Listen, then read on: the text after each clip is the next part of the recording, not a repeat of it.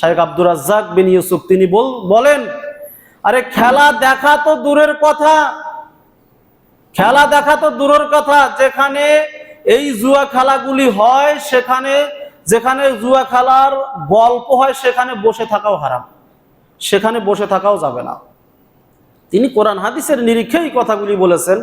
তিনি আরো বলেছেন যে এই পৃথিবীতে যদি এই বিশ্বকাপ ফুটবল খেলা যদি জুয়া না হয়, তাহলে আমার জানা নাই আর কোন কোন খেলাটা জুয়া খেলা, এটা আমার জানা নাই।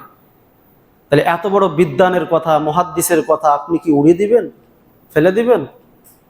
অথচ আপনার আমার সন্তানেরা রাতের পর রাত আপনার ঘুম নষ্ট করে, পড়াশোনা নষ্ট করে, নিজের ব্রেনের মস্তিষ্কের ক্ষতি করে আপনার এইভাবে খেলা দেখতেছে রাতের পর রাত জেগে।